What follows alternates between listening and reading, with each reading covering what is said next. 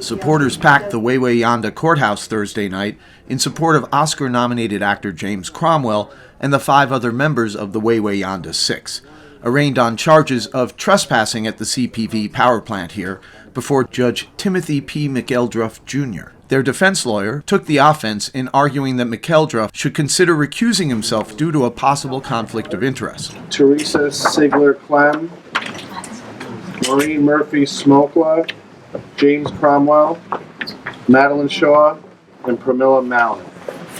Your Honor, before we begin more formally, some matters have come to my attention that might require a recusal motion in this case. Okay. So I don't know if you want to hear that. I think it would be better to put that in writing rather than to hear it verbally. Okay. Just so that you're not in any way ambushed by it, and I didn't know about all this until tonight. It's come to my attention that CPV during the last campaign put together various literature which they circulated in the community. And that literature endorsed Your Honor for this position.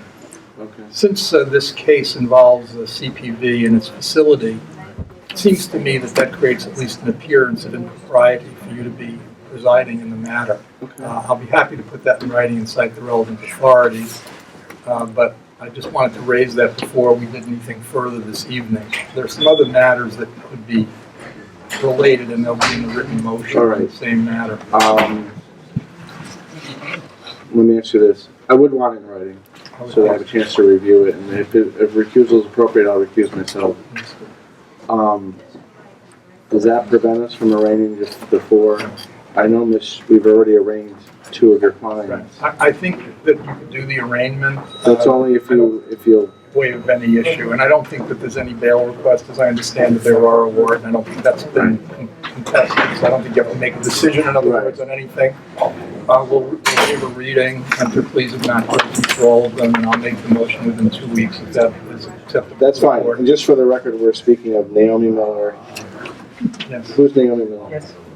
Teresa Sigler-Clem, Maureen Murphy-Smokla, and James Cromwell. Yes. Okay, so on behalf of this party, waive reading not to plead not guilty. Yes, Your Honor. As you said, there are the February 18th, I'll make the motion for 5 o'clock, subject to your motion. Right. If I can get to it expeditiously, I will avoid wasting another court appearance.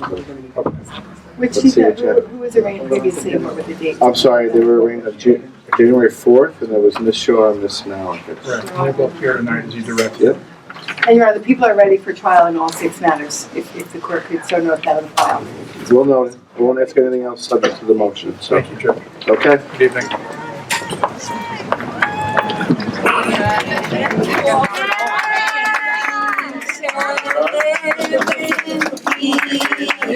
After the next court date was set, the 6 defendants joined a small protest and brief press conference in front of the town hall. We shall live in peace one day. Oh, we say no. We say no. We say no. It turns out that during the last election campaign, this judge was essentially endorsed by CPV, which sent around to the community here several postcards, as I'm led to believe. We'll try to gather them, with his picture on it as one of their endorsed candidates. Secondly, with regard to the gentleman, he was the treasurer of the Republican Party at all relevant times during the consideration of this project, and he was made the chair of the Master Plan Committee for the town shortly before his ascension to a judgeship. All of them says to me that he's highly connected to the group that decided to approve this in the manner it did. At a forum sponsored by Sustainable Warwick the night before, several hundred concerned citizens joined Cromwell and guest speaker, former U.S. Representative and presidential candidate Dennis Kucinich, in an attempt to better comprehend the situation. We felt this issue was relatively under the radar. People had not been focusing on it in Warwick and the other surrounding communities. So one of our objectives was to shine a light on both sides of this issue. The second objective is to provide a sense of what actions can be taken and to give people the information they need to feel comfortable taking action.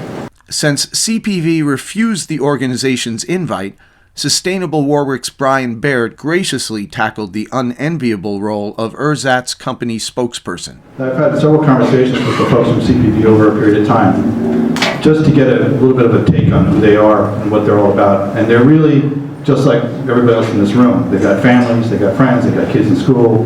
No individual that I ever talked to had horns coming out of their head. So just that they have a different paradigm. They just think differently than we do.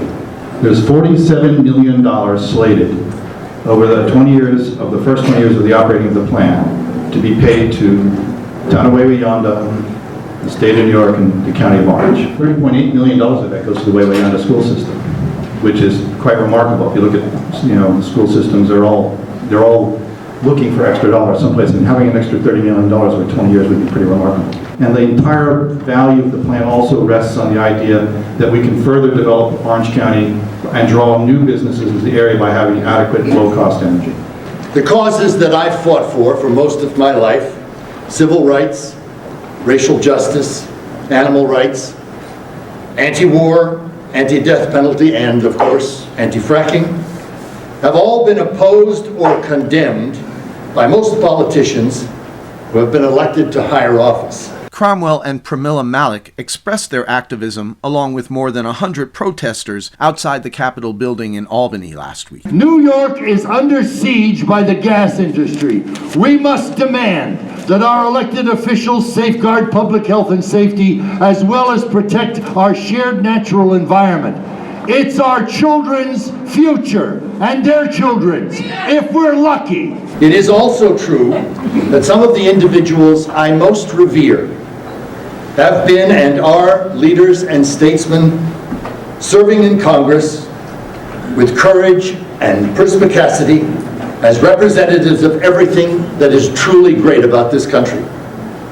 People like Wayne Morse, Eugene McCarthy, Russ Feingold, Shirley Chisholm, Elizabeth Warren, Blessed Barbara Lee, and most assuredly, Dennis Kucinich. The entire energy infrastructure, which relies on fracking, that's wrong. It is ill-conceived, it is exploitative, and it's utterly destructive of natural resources and capital resources. You have a right to expect that every public official in this county stands with you to protect the health and safety of Orange County.